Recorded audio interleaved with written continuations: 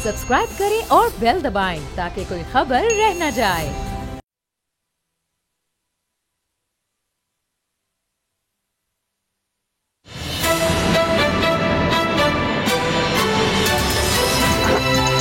अब पता चला।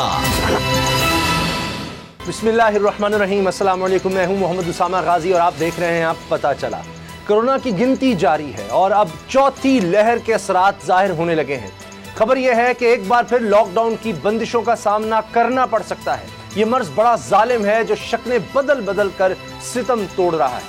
मरीजों के साथ साथ इसने मुल्कों की मईशतों को भी वेंटिलेटर पर पहुंचा दिया है। अब भारतीय किस्म का वायरस खतरे की घंटी बजा रहा है, जिसे लेकर असद उमर एक बार फिर लॉकडाउन का इंदिया दे रहे हैं। सवाल यह है, वैक्सीनेशन के बावजूद ये मूजी मर्ज आखिर काबू क्यों नहीं आ रहा और इसकी लहरों की ये गिनती आखिर कब खत्म होगी और हम नॉर्मल जिंदगी की तरफ लौट सकेंगे? ये आसेब कब हमारा पीछा छोड़ेगा? हकीकत में देखें तो सियासत में भी धांधली नाम के एक आसेब का साया है। सितम यह है कि हम आजादी की 7 दिहाइयां गुजारने के बाद भी इस बला से जान नहीं छुड़ा सके। आजाद कश्मीर के इंतखाबात में भी इसकी परछाइयां नजर आ रही हैं। अली मीन गंडापुर के पैसे बांटने की वीडियो इंतखाबी अमल पर सवाल उठा रही है, जिसे लेकर चीफ इलेक्शन कमिश्नर आजाद कश्मीर ने वज़ीर आज़म इमरान खान को खत लिख डाला है कि वो विफाकी वज़रा को ज़ाब्ता अखलाक की धज्जियां उड़ाने से रोके।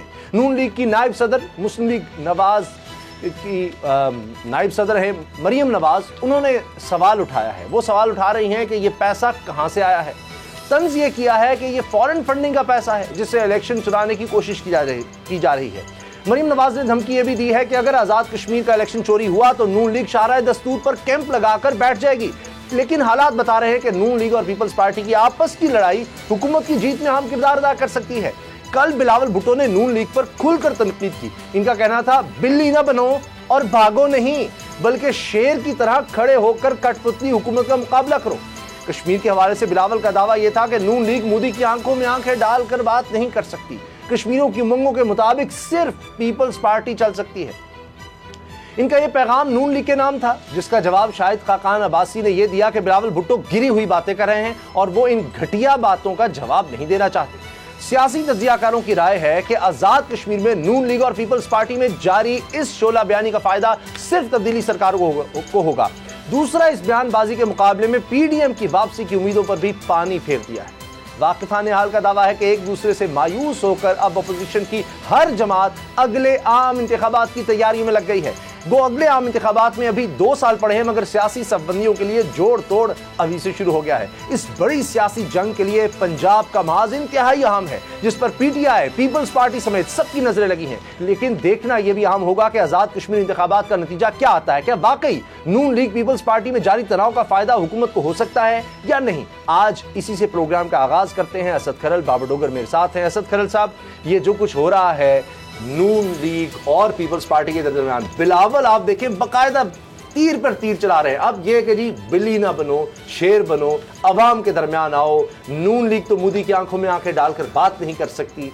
ये क्या इससे पीपल्स पार्टी को फायदा होगा या इन दोनों का नुकसान है? नून लीग और पीपल्स पार्टी दोनों का, और तहरीक इंसाफ का इसमें फायदा?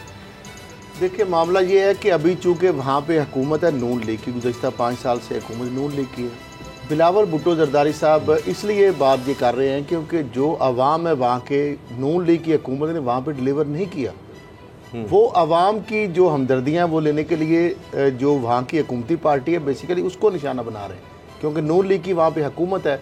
अब मुझे ये बताएं कि जिस तरीके से बिलावल भुट्टो जरदारी साहब, एक तरफ अपोजिशन की बात की जाती है, मुतहिदा अपोजिशन की बात की जाती है, पीडीएम की बात की जाती है, हुकूमत को गिराने की बात की जाती है पीटीआई की गवर्नमेंट को, और दूसरी तरफ आपस के अंदर उनकी जिस तरीके से चपकस चल रही है और जिस तरीके से आपस में एक दूसरे को इल्ज़ाम लगाए जा रहे हैं या नीचा दिखाया जा रहा है। बिलावल भुट्टो जरदारी साहब कोई मौका जाने नहीं दे रहे हाथ से।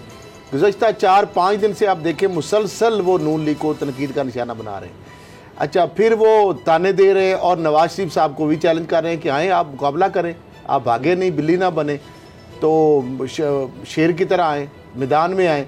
तो ये वही बिलावल भुट्टो जरदारी का बयानिया जो असम्बली में उन्होंने कहा था कि आपने अगर कोई पॉलिटिक्स करनी है, आप अगर चाहते हैं कि मुल्क के अंदर, तो फिर आए पाकिस्तान में आगे करें। अब मामला चूंकि नफ्सा नफ्सी का आलम है। जवाब क्यों नहीं दे रही बिलावल भुट्टो की बात? नफ्सा नफ्सी का आलम है। खामोश क्यों है मरियम नवाज? वो नहीं जवाब दे रही। आज भी वो उन बयानात पर हैं कि बिलावल अब हम एक दूसरे के खिलाफ बात नहीं करेंगे, बिलावल हम बहन भाई हैं, अब नहीं। देखिए मरियम साहब इसलिए जवाब नहीं दे रही कि वो चाहती है किसी तरीके से भी दोबारा वो पीडीएम इकट्ठी हो जाए, दोबारा फिर एक हाइप क्रिएट हो। जिस तरह उनके वालिद बाहर चले गए, शायद उसके जरिए शायद वो भी बाहर चले जाए, क्योंकि इधर आने का सीन तो है नहीं कोई।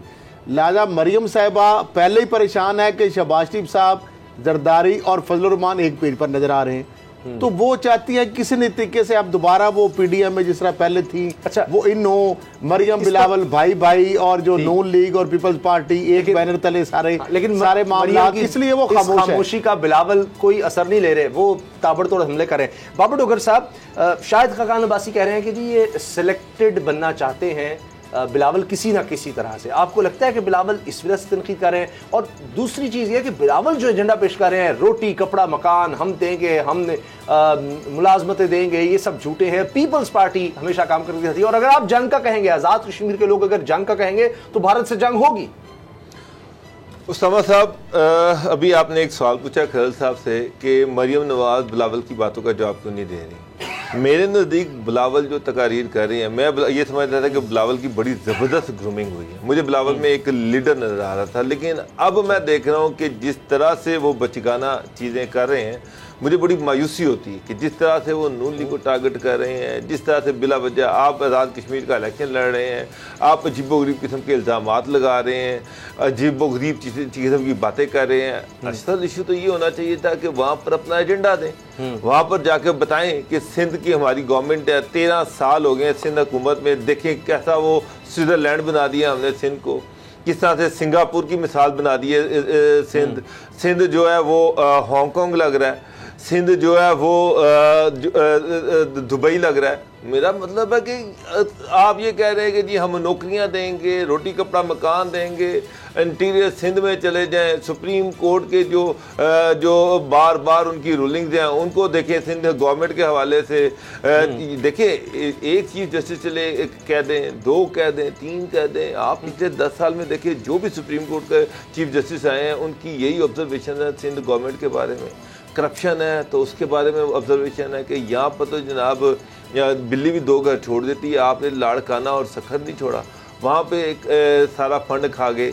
कराची के हालात हैं वो आपके सामने है, बेड़ा गर्क कराची का हुआ है, वो कराची को कोई संभालने वाला नहीं है। डायरेक्ट उसामा साहब, डायरेक्ट जिम्मेदारी आप जो मर्जी कह लें, डायरेक्ट जिम्मेदारी कराची की उस गवर्नमेंट की है जो 13 साल से यहाँ पर बैठी हुई है। आप किसी और को इल्ज़ाम दे ही नहीं सकते, आप MQM को इल्ज़ाम नहीं दे सकते। उन्होंने जो भी किया, कब्जे किए नहीं किए, उसकी भी जिम्मेदारी सिंध गवर्नमेंट की। कब्जे होते तो ये रिट्रीव करवाते। अब पंजाब में अगर 10 साल PMLN की गवर्नमेंट रही, यहाँ पर अब PTI की गवर्नमेंट है, तो आप ये तो नहीं कह सकते कि ऊपर क्योंकि कोई और गवर्नमेंट थी तो इसलिए जिम्मेदार जो है वो ये गवर्नमेंट नहीं है। और सरकार 18वीं तरमीम के बाद सारे इख्तियारात आपके पास हैं, हर चीज़ आपके पास है। 13 साल में तो आप देखें तुर्की कहाँ से कहाँ चला गया, चाइना कहाँ से कहाँ चला गया।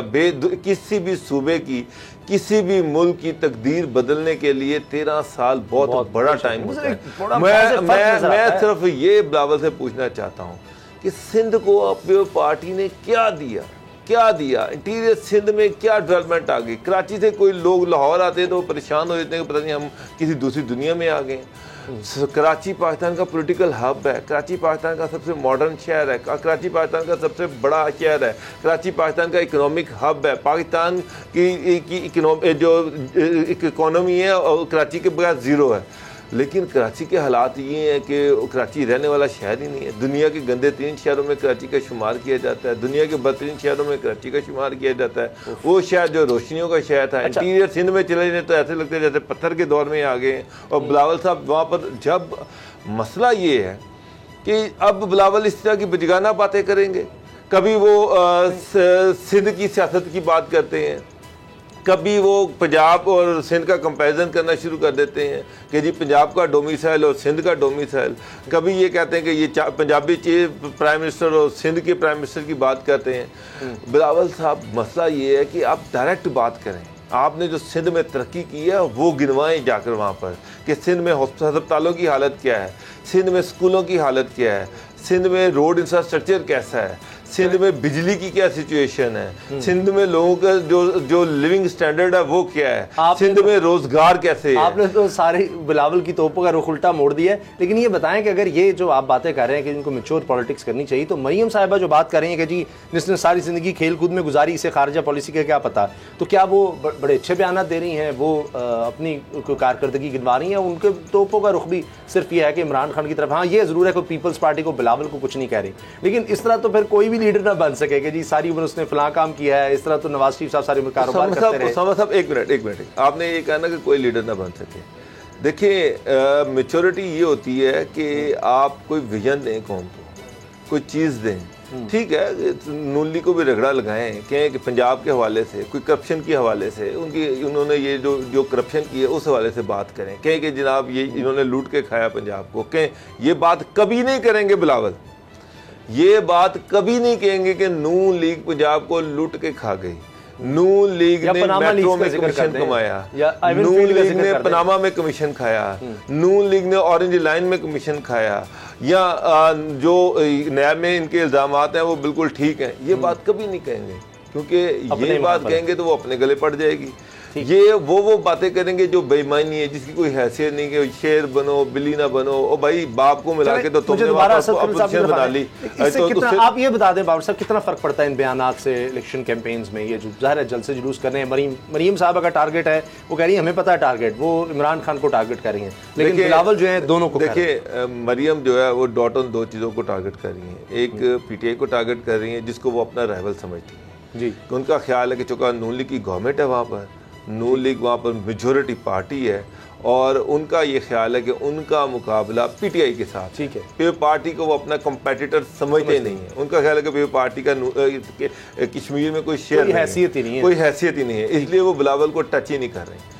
उनका जो टारगेट है, वो जो समझते हैं उनका मुकाबला है वो पीटीआई के साथ है, और वो एक बड़ा ज़बरदस्त मुकाबला है वहाँ पर, इसमें कोई शक नहीं। जो रिपोर्ट्स आ रही हैं, उन रिपोर्ट्स में जो चीज़ सामने आ रही है वो यही लग रही है कि मुकाबला जो होना है वो पीटीआई का और नून लीग का होना है। तो वो पीटीआई को टारगेट कर रही है, जिससे उनको कोई मार्जिन मिलेगा, जिससे कोई उनको फायदा होगा। तो उनको फायदा ही कोई नहीं, जो वो समझती कि वो। अगली खबर पर जाने से पहले, क्योंकि वो बड़ी अहम है, इलेक्शन कमीशन के वाले से वज़ीर आज़म को खत, उससे पहले एक कमेंट असद खरल साहब आपका कि ये मरीम नवाज साहब का कि जिसने सारी ज़िंदगी खेलकूद में गुजारी, से खारजा पॉलिसी का क्या पता, उसने कश्मीर बेच दिया, उसने कश्मीर के लिए कुछ नहीं किया, उसने खामोशी इख्तियार की, ये आपको कुछ नहीं देगा, इसने बेरोज़गारी महंगाई दी। इमरान खान को उन्होंने बाकायदा टारगेट किया हुआ है।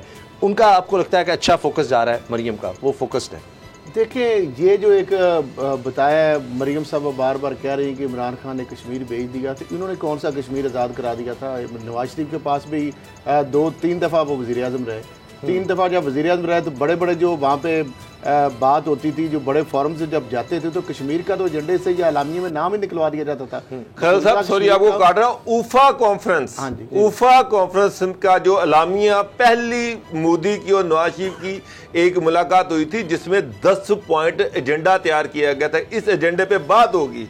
उसका दानियाल गिलानी जो थे वो प्राइम मिनिस्टर के मीडिया सेक्रेटरी थे, मैं आपको बता रहा हूँ, रूस में। और जब इसका अलामिया सामने आया तो पूरा पाकिस्तान हैरान हो गया कि उसमें कश्मीर का नाम ही नहीं था। अब भी ऊफा कॉन्फ्रेंस निकाल के देखिए। इस तरह आप अगर बिलावल भुट्टो जरदारी साहब शायद वो बच्चे हैं, जिस तरह वो आज वो फर्क भी कह रहे थे कि दोनों बच्चे अपने बाप को बचाने के लिए लगे हुए हैं। अब मुझे ये बताएं कि जब मोहतरमा बेनज़ीर भुट्टो साहिबा प्राइम मिनिस्टर थी तो उस वक्त राजीव गांधी जब पाकिस्तान आए थे तो इस्लामाबाद से कश्मीर के बोर्ड किसने उतरवाए थे, किसके हुक्म से उतरे थे?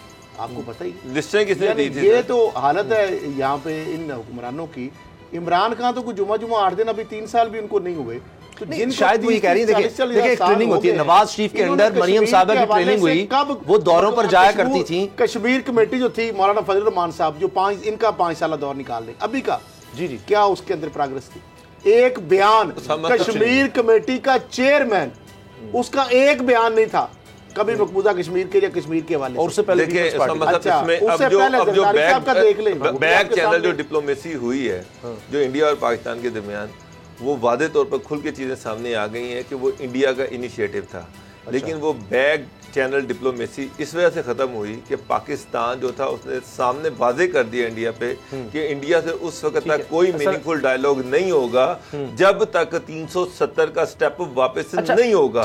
तो ये तो गवर्नमेंट का स्टांस बिल्कुल सामने आ गया कि गवर्नमेंट कश्मीर के ऊपर कोई कंप्रोमाइज करने को तैयार नहीं है। लेकिन जो मरियम कहना चाह रही है, कह रही है कि इमरान खान की कभी कोई खारजा पॉलिसी पर ट्रेनिंग ही नहीं हो सकी। मरियम साहबा बैरूनी दौरे करती रही अपने वालिद साहब के साथ, नवाज शरीफ साहब के साथ, फिर एम्बेसडर से मिला करती थी, प्राइम मिनिस्टर हाउस में बैठकर एम्बेसडर मिलती थी। मेरा ख्याल है वो ये कहना चाह रही है कि ग्रूमिंग होती है। वो अमेरिका बिलावल अमेरिका जा रहे हैं, बिलावल जाता रहा है पूरी दुनिया में इमरान खान क्या करते रहे हैं, उनको नॉलेज नहीं है। बड़े बड़े वो इदारों में पढ़े हैं, पूरी दुनिया के उन्होंने दौरे किए हैं, सरबराह ने मुल्क से वो मिलते रहे हैं। उससे पहले भी उनका नवाज शरीफ साहब से कम तो में तो शायद रिकॉर्ड बनाओ, 70 लोगों से 7 दिन में 70 मुलाकातें उन्होंने की। वज़ीर आज़म पंजाब थे और वो वर्ल्ड कप जीत के आए थे, और उसके बाद जब वज़ीर आज़म भी थे, तो ये तो इन्होंने तो ऑफर भी की थी आपके सामने इमरान खान साहब को कि आप पार्टी ज्वाइन कर लें। अगली खबर ये है असद करल साहब के election commission, Azad Kashmir election commission खत लिख रहा है प्राइम मिनिस्टर ऑफ पाकिस्तान को, इमरान खान साहब को,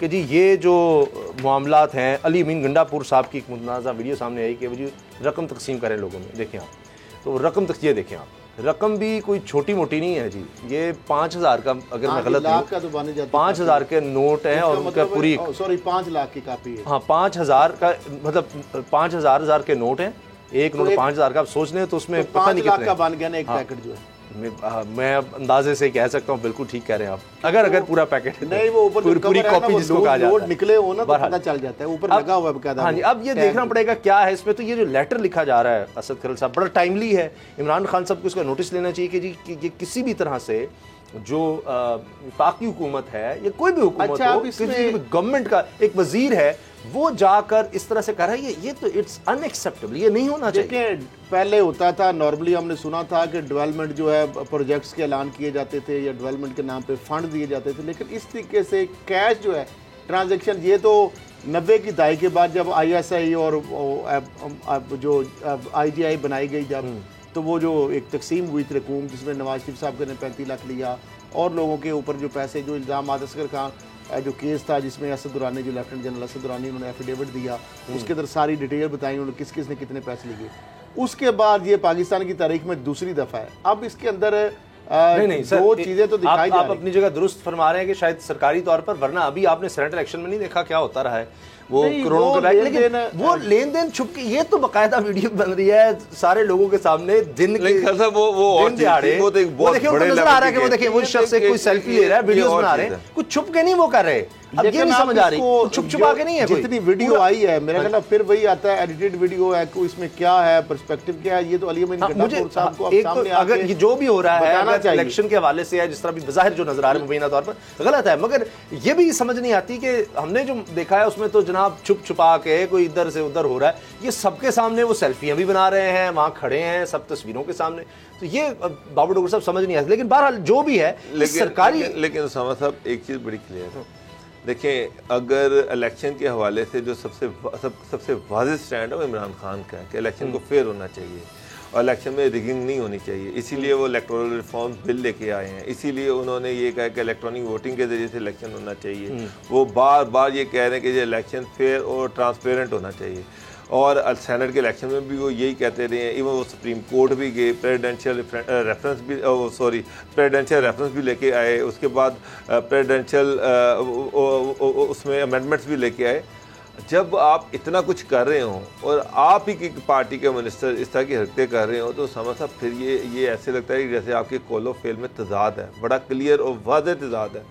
एक तो बात ये है कि अगर वहाँ पे पैसे वाकई बांटे जा रहे हैं तो इसकी इंक्वायरी होनी चाहिए, बिल्कुल वाज़ेह इंक्वायरी होनी चाहिए। इमरान खान साहब को चाहिए कि इस पे कौम को किसी किस्म के शकूक शुबात नहीं होने चाहिए। इलेक्शन कमीशन खत लिख रहा है, ऑफिशियल लेटर है, उनको एक वीडियो मसूल हुई है, अगर गलत है उसका फॉरेंसिक ऑडिट करवा लें, अगर है तो उसका एक्शन लेना चाहिए, इसके ऊपर क्लैरिफिकेशन देनी चाहिए। उसामा साहब, जब एक पार्टी का इतना वाज़ेह तौर पर स्टैंड है कि हम किसी किस्म के इलेक्शन लीगिंग के खिलाफ हैं, इलेक्शन फेयर और फ्री होने चाहिए, तो उस पार्टी पे अगर इस तरह के इल्जाम आते हैं तो इसका मतलब ये है कि आपकी पॉलिसी दोगली है। जब आप इलेक्शन में जाते हैं तो उसकी पॉलिसी अलग है, जब आप पब्लिक में बात करें तो इसका मतलब ये है कि वहां पर आपकी पॉलिसी अलग है। तो अच्छी बात अगर कंपेयर करें नवाज शरीफ साहब से और बेनजीर भुट्टो साहबा से, तो इमरान खान साहब पैसे इस तरह चलाने के अंदर हक में नहीं है। वो तो ओपनली उन्होंने खुद कहा कि मुझे भी सेनेट के जो इलेक्शन था उसके अंदर ऑफर की गई, उन्होंने तो ये भी चीजें तक बताई। इमरान खान एक सरकारी प्रोटोकॉल नहीं लेना, पैसों को खत्म करने के लिए आपने निजी मकसद भी यही था कि पैसे ना चले। अब ये है कि एक तो नवाज शरीफ साहब को पैसे मिले, उसके बाद दूसरा जो पैसे हुए आईबी सीक्रेट फंड से निकले थे वो थे मोहतरमा बेनजीर भुट्टो के दौर में, जब आफ्ताब शेरपाओ की हुकूमत केपीके में बचानी थी और आज़ाद कश्मीर में हुकूमत अपनी बनानी थी। उस वक्त वो पैसे, पूरी ट्रांजैक्शन की डिटेल है मेरे पास, सुप्रीम कोर्ट में पेश की, उस वक्त भी पैसे सरकारी खजाने से आईबी के सीक्रेट फंड से निकाल के दी। अब इमरान खान साहब की हुकूमत के ऊपर मैं तो नहीं इमरान खान के ऊपर समझता कि वो इस तरह के फंड शंड से पैसे निकाल के सरकारी फंड से या सीक्रेट फंड से निकाल के वो किसी को ब्राइब करेंगे, लेकिन फिर भी इमरान खान साहब के एक वजीर अगर प्यार होता है कि कोई फंड्स वगैरह उसके पास, तो अब नहीं इस तरह का तो कोई प्यार नहीं होता किसी को नेट कैश आप दें, इस तरह तक कोई सरकारी महकमा इस तरह तो मैं नहीं समझता कि कोई भी वो तो एक महकमाना आपस में। जो आईजीआई में भी देखा तो वो तो बैंक से किसी तरह से ट्रांजैक्शन हो रही है, बैंक से निकलवाए जा रहे हैं, वो एक और साजिश थी। वो पार्टी को हराने के लिए एक आईजीआई बनाई गई, कई पार्टियों को जोड़ा गया और जोड़ने के लिए एक बैंक जो था उसके जरिए से इनमें पैसे बांटे गए। ये सूरत वो नहीं है, वो बहुत बड़ी साजिश थी। अच्छा, ये जो है ये और चीज़ है, ये है कि किसी कॉन्स्टिट्यूंसी में किसी जगह पे एक मिनिस्टर जो है वो लोगों को पैसे दे रहे हैं, में भी सपोर्ट करें, मुझे नहीं पता।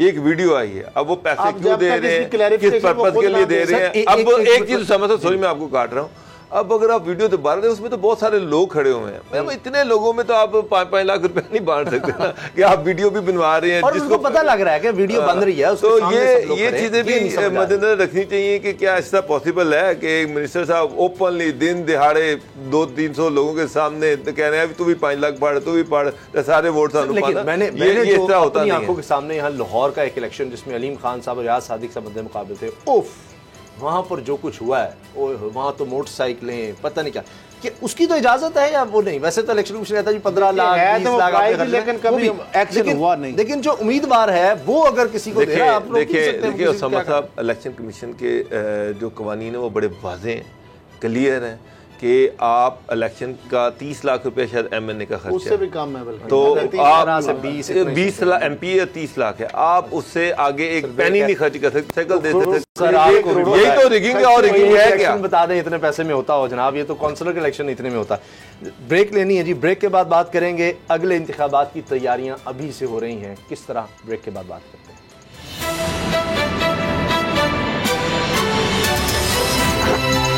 अब पता चला,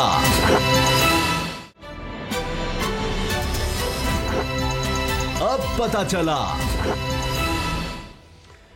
इंतखाबात की तैयारियां अभी से शुरू हो गई हैं, जोड़ तोड़ की कोशिशें हो रही हैं, हर पार्टी दूसरी पार्टी में कोई कदगन लगाने की कोशिश कर रही है, यानी इसमें हलीफ हरीफ सब अब मैदान खुला है। यानी अब लग रहा है कि इमरान खान साहब का तो फिलहाल ये लगता है कि वो पीटीआई बिल्कुल अलग इलेक्शन में जाएगी, यानी जितने भी इत्तेहादी हैं, चाहे वो एमक्यूएम हो, चाहे काफ लीग हो, चाहे मुस्लिम अवामी पार्टी हो, कोई जीडीए हो, इन सब से अलग इलेक्शन तहरीक इंसाफ लड़ेगी। इसी तरह से दीगर जमातों का है और उसका रंग हमें नज़र आ रहा है, जिस तरह बिलावल निशाना बना रहे हैं नून लीग को, मगर मेन फोकस अब फिलहाल नज़र आ रहा है पंजाब, यानी जहांगीर तरीन साहब का ग्रुप है उस तरफ भी देखा जा रहा है। जरदारी साहब कह रहे हैं वो दोबारा लाहौर आएंगे, डेरा डालेंगे, यहाँ पर भी वो कोशिश कर रहे हैं कि इलेक्टेबल्स को, दीगर लोगों को घेर सकें। और इसी तरह हर जमात इस वक्त कोशिश कर रही है, क्योंकि यही उनको लग रहा है कि वक्त है, क्योंकि इन मुलाकातों में इनके असरात आते आते शायद 6 महीने, साल, 1.5 साल लग जाए और इलेक्शन तब तक आ जाए। ये असद खरल साहब, ये बेहतरीन टाइम है इस वक्त एक दूसरे को खींचने का, कि किसका कोई नाराज है, सबका पता लगो, अच्छा फलां पार्टी को फलां नाराज है, आओ जी हमारी तरफ आ जाओ। यहां तक ऐलान पीपल्स पार्टी ने किया कि जो लोग पार्टी छोड़कर चले गए पीपल्स पार्टी को, और वो जनूबी पंजाब से ज़्यादातर लोग थे, अब तरीके इंसाफ में भी चले गए बहुत से, तो उनको वेलकम किया जाए। राजा परवेज अशरफ साहब को, साबिक वज़ीर-ए-आज़म को, ये टास्क भी दे दिया गया है कि उनको भी लेकर आएँ। और अखबारी खबर ये कहती है कि जी बाज़ लोगों ने, शायद ये पीपल्स पार्टी के ज़राए ये फैला रहे हैं बात, कि जी कुछ लोग ऐसे हैं जो कह रहे हैं कि हम इलेक्शन से पहले आज़ाद हैसियत में लड़कर, तहरीक इंसाफ छोड़कर और फिर आपके साथ आ जाएंगे। देखिए उसामा साहब, जो आने वाले इलेक्शन है उसका सारा जो दारोमदार है वो पंजाब के ऊपर होगा। पंजाब के इलेक्शन ये डिसाइड करेंगे, पंजाब के नताइज ये डिसाइड करेंगे कि मरकज़ में किसकी हुकूमत बनने जा रही है। लिहाजा जो पार्टी मरकज़ में हुकूमत की ख्वाहिशमंद है वो सारा जोर लगाएगी पंजाब के ऊपर। जरदारी साहब और बिलावल भुट्टो जरदारी साहब का आपको पता है इलेक्शन से पहले ही, इलेक्शन के बाद भी पूरा फोकस उन्होंने पंजाब के ऊपर रखा हुआ है। अभी जो ही आज़ाद कश्मीर के इलेक्शन खत्म होंगे आप देखेंगे फिर जरदारी साहब और बिलावल भुट्टो जरदारी साहब लाहौर के और पंजाब के डेरे वो यहाँ पे लगा लेंगे। अब हुआ क्या है कि जो जरदारी साहब के साथ चौधरी परवेज़ इलाही की 2 घंटे मुलाकात हुई 1-on-1, उस मुलाकात का अब नतीजा ये है कि इमरान खान साहब परवेज़ इलाही साहब से और मोनस इलाही से मुलाकात की उन्होंने और काफ़ी डिटेल से मुलाकात हुई। उसके हवाले से जो भी उनके तफज़ात थे या जो भी पार्टी ने किस तरह आगे चलना है, इंतखाबी अगला जो आने वाला इत्तेहाद है उसके हवाले से या अभी के जो मामलात हैं उस पर काफ़ी गुफ्तगू शनीद हुई है। सही। उसके बाद वज़ीर-ए-आज़म जो है लाहौर आ रहे हैं, वज़ीर-ए-आला से मुलाकात करेंगे, यहाँ पे भी कुछ चीज़ें होंगी। तो मामला ये है कि ये जो सफ़ बंदियाँ हो रही हैं ये सारी बेसिकली ये आने वाले जो इंतखाबात हैं उसके हवाले से होगी। एक तो ये है कि चौधरी बरादरान जो है वो जो ये इंतखाबी इत्तेहाद है ये तो उनका 2023 तक जब भी इलेक्शन नए नहीं होंगे उन्होंने जो कमिटमेंट की हुई है वो तो इन इत्तेहाद में रहेंगे। अब अगला जो इलेक्शन है बेसिकली जो जरदारी साहब हैं उनका फोकस भी है कि नून लीग के बागी अरकान जो है उनके ऊपर उनको साथ मिलाया जाए या जहांगीर तरीन ग्रुप जो है उसके में से कोई बंदे कुछ अपने साथ मिलाया जाए। दूसरी नून लीग जो है वो भी अपनी तरफ ताक लगाए बैठी है, जिस तरह पहले भी राना सनाउल्लाह साहब ने या नून लीग के कुछ लोगों ने इस तरह का तासर दिया कि जहांगीर तरीन साहब से या उस ग्रुप के लोगों के शायद नून लीग के साथ राब्ते हैं। ठीक है, फिर नून लीग के जिस तरह मैं बताया पीपल्स पार्टी उनके ऊपर काबू करने के चक्कर में है। काफ लीग जो है वो भी नून लीग से राब्तों में है, जो नून लीग के बागी अरकान है या जो उनसे सेटिस्फाई नहीं है, काफ लीग भी उनको अपनी तरफ खींचने के चक्कर में है।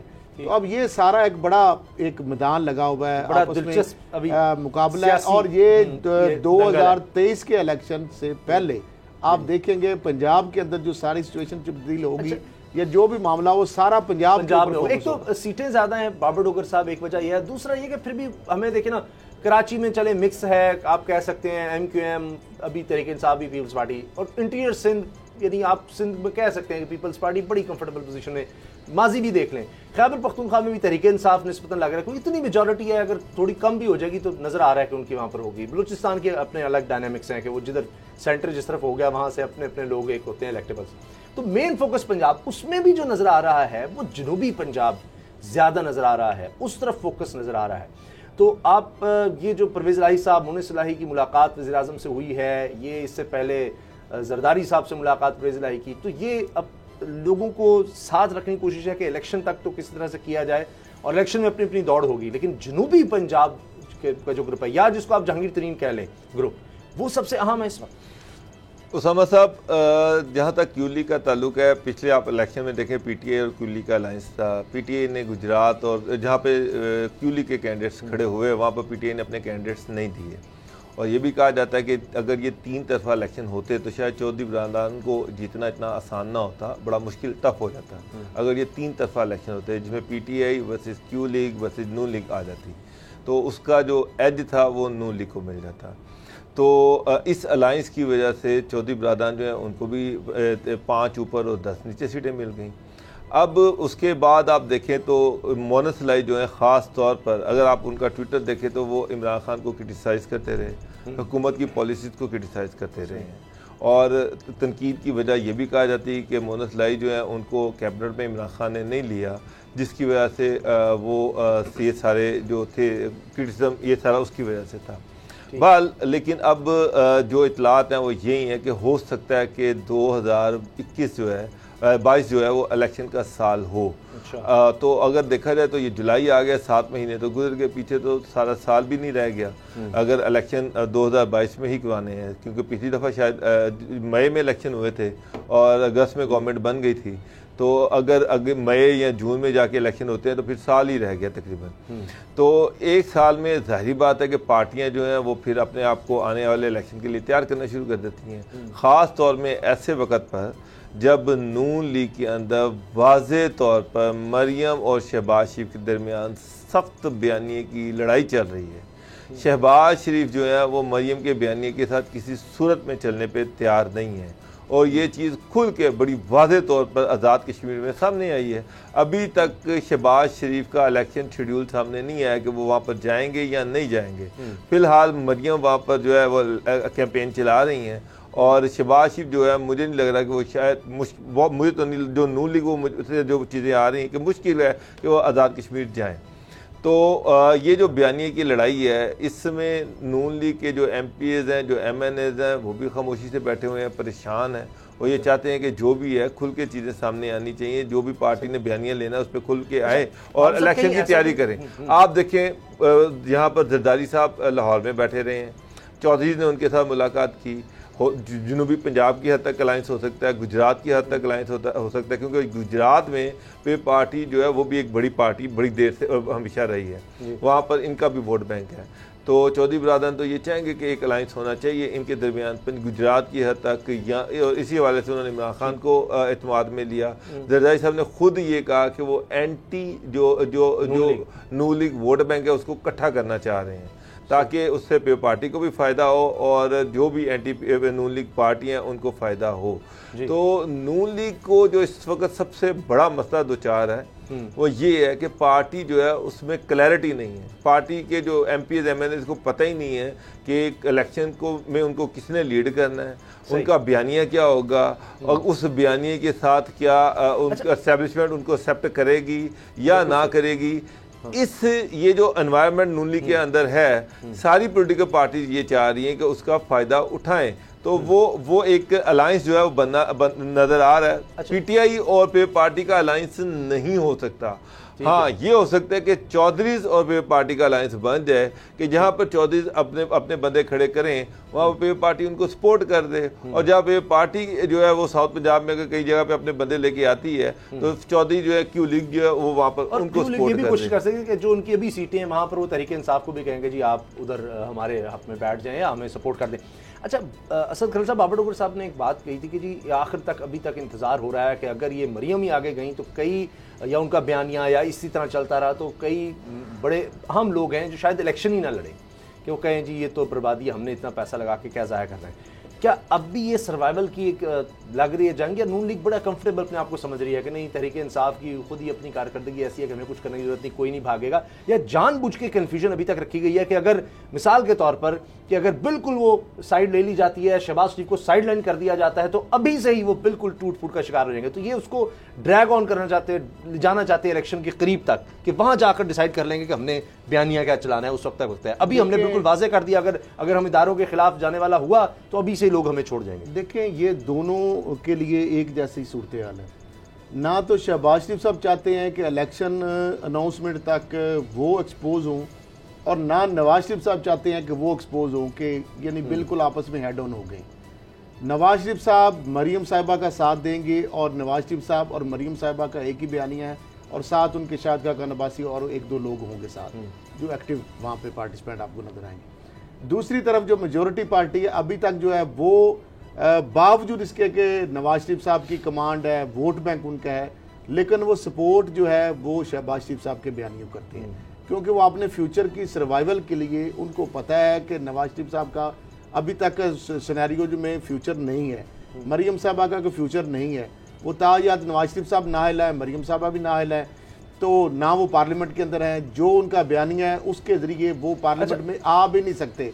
तो लिहाजा वो शहबाज शरीफ साहब के साथ एक मेजोरिटी पार्टी है, लेकिन वो भी इंतजार कर रहे हैं कि अगर शहबाज शरीफ साहब मजबूत बन के सामने आते हैं, भाई के सामने खड़े होते हैं, तो फिर उनके अच्छा, साथ एक चीज़ तो वाज़ेह है कि मौलाना फजलुर रहमान साहब की जो ख्वाहिश थी कि शायद पीडीएम एक इंतखाबी इत्तेहाद बन सके, वो तो दूर दूर तक अब नज़र नहीं आ रहा, और नून लीग उस तरह लोगों को नहीं जोड़ने की तरफ आ रही है। अलबत्ता जरदारी साहब बहुत ज़्यादा एक्टिव नज़र आ रहे हैं। ब्रेक ले रहे हैं और ब्रेक के बाद बात करेंगे कोरोना वबा की चौथी लहर की।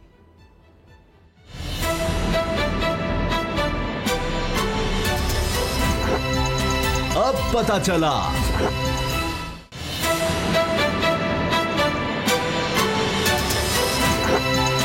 अब पता चला। कोरोना वबा की चौथी लहर का खतरा है। इमरान खान साहब ने भी आगाह कर दिया है कि हम लॉकडाउन की तरफ नहीं जाना चाहते, लोग एहतियात करें, मास्क पहने, और कहने सबसे ज़्यादा खतरा अब भारत में जो नया वेरिएंट आया है, नई किस्म आई है इस वबा की, उससे खतरा है। असद उमर साहब भी कह रहे हैं जी हम ईद ख़राब नहीं करना चाहते, हम सख्तियाँ नहीं करना चाहते, तो एहतियात करें।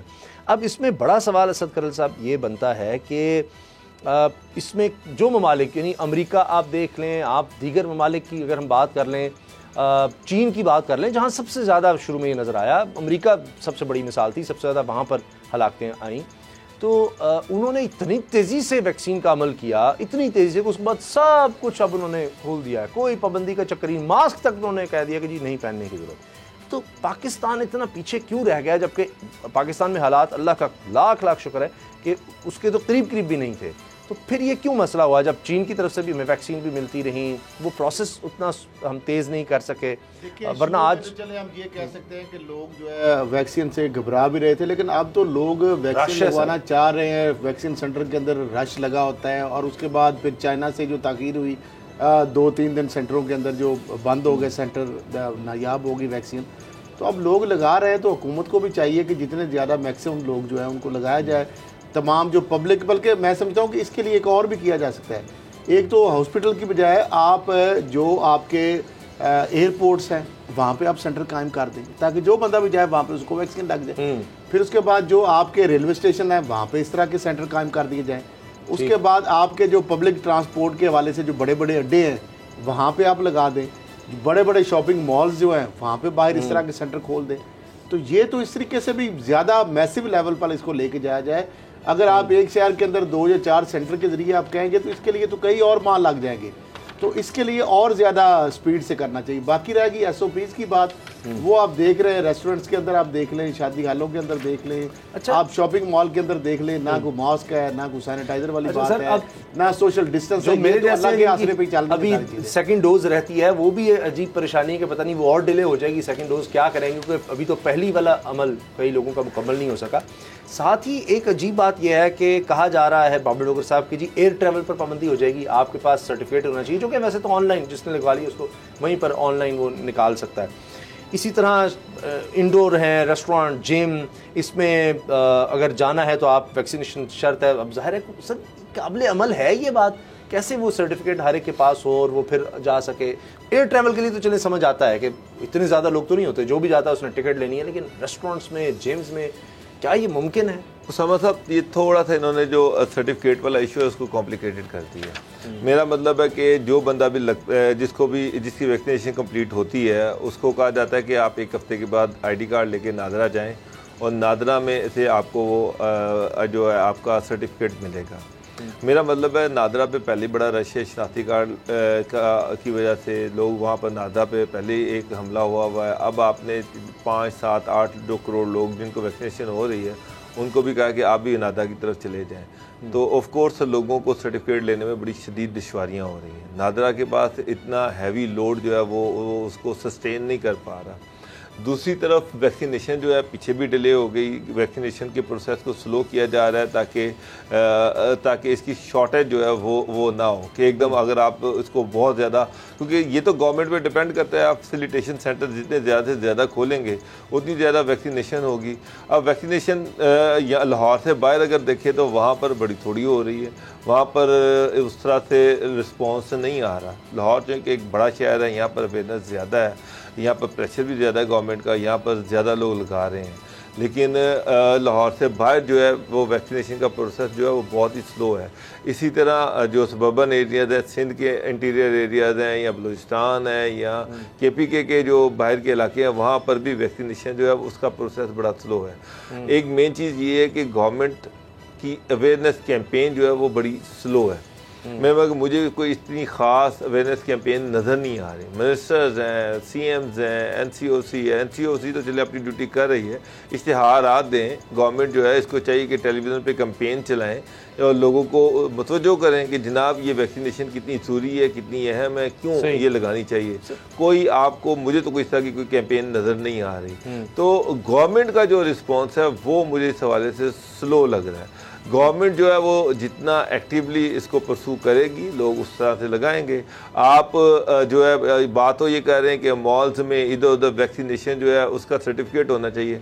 मैं ये कह रहा हूँ कि आप जहाँ मर्जी चले जाएं, मॉल्स में चले जाएं, सरकारी दफातर में चले जाएं, बैंक में चले जाएं, जिधर मर्जी चले जाएं, अब तो मास्क का कोई पूछते नहीं है।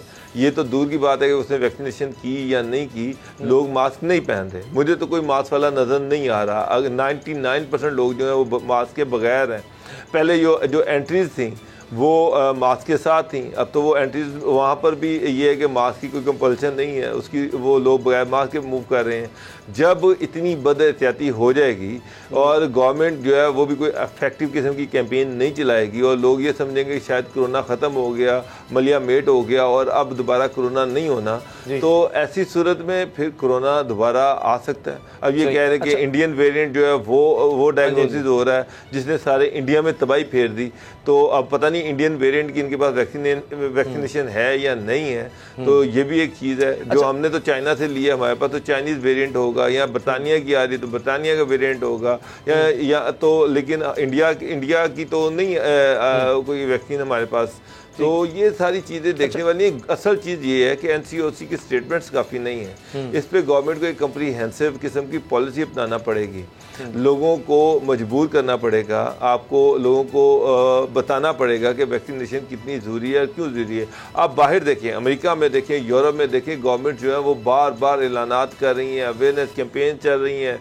लोगों को ये भी कहा जा रहा है कि जी हम आपको पैसे देंगे, हम, और ये सारा बताया जाए कि वैक्सीनेशन कितनी ज़रूरी है। लेकिन पाकिस्तान में मुझे इस तरह की कोई कैंपेन नजर नहीं आई। ये बातें हुई थी कि जी वैक्सीन नहीं लगवाएंगे तो आपकी सिम ब्लॉक कर दी जाएगी, इस तरह की बातें की गई थी। देखिए जितने सरकारी महकमे हैं वहां तो ये पता चल रहा है कि जी अब सब पर लाजिम कर दिया गया है। बिल्कुल, सरकारी महकमों में तो उसामा साहब बिल्कुल हमें इस तरह की इतलात हैं कि प्रोविंशियल और फेडरल महकमे के अंदर वहाँ पे सख्ती से उनको कहा गया है और बाकायदा उनके ऊपर अमल दरामद भी हो रहा है। लेकिन प्राइवेटली जो ख़ास तौर पर रिमोट एरियाज़ के अंदर जो लोग हैं, जो फार फ्लंग एरियाज़ के अंदर, एक तो उनके अंदर अवेयरनेस की बिल्कुल नहीं है।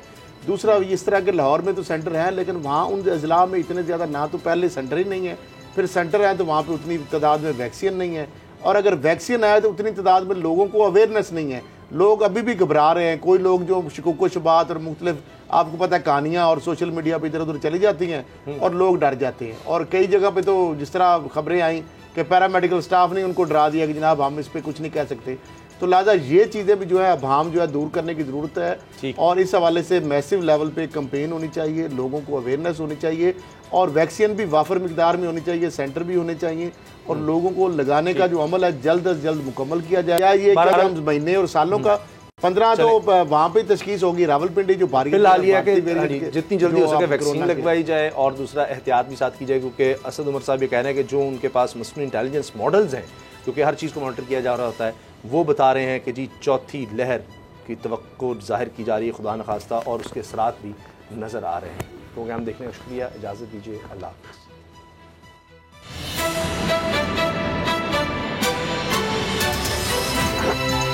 अब पता चला।